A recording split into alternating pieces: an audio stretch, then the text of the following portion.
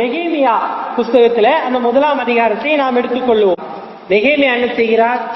அழுகிறார். 4ஆம் வசனத்தை பாருங்கள். உபவாசம் பண்ணி என்ன செய்யறாரு? அழுகிறார். எதுக்கு உபவாசம் பண்ணி அழுகிறாரு? தேசத்துக்காக. சில பேர் இருக்காங்க பாத்தீங்களா, நம்மளுக்கு நாமளே என்ன செய்ய மாட்டோம், அழுக மாட்டோம்.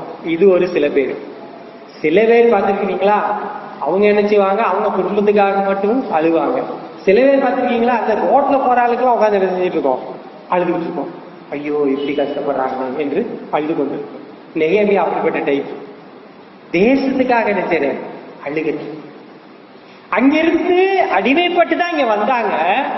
ஆனால் ஆண்டவருக்குள் உண்மையாக இருந்தபடியினால் இவர் இங்கே உயர்த்தப்பட்டார். ராஜாவுக்கு முன்னதாக உயர்த்தப்பட்டார். ஆனால் அங்கே தன்னுடைய சொந்த தேசம், தன்னுடைய சொந்த ஜனம் இஸ்ரேல் இப்படி கிடக்குது. அந்த பட்டணம் இப்படி கிடக்குது. இஸ்ரேல் பட்டணம் கோட்டை இல்லாம இருக்குது. கொஞ்சம் பேர் போயிருக்காங்க, போக முடியல. பதவியில் இருக்கிறதுனால அங்க வந்துட்டு போக முடியல. இப்படி இல்லாதவங்க பல்லாதவங்க போயிட்டாங்க. அவங்கன்றது அந்த கொஞ்ச நஞ்சத்தையும் கூடிக்கிட்டு போறாங்க. இந்த ஜனம் கஷ்டப்பட போகுது.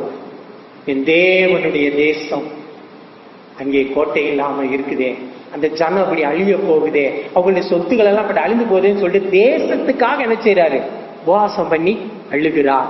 அங்கே பதில் கிடைக்கிறது.